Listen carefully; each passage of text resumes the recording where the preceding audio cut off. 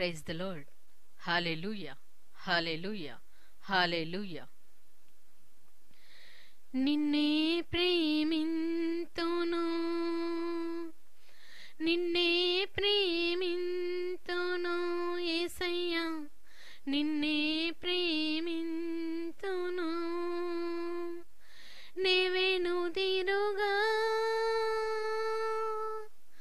నీ సన్నిధిలో మోకరించి నీ మార్గములో సాగెదా, నివసించగా సాగెదా, నీవెను తీరుగా.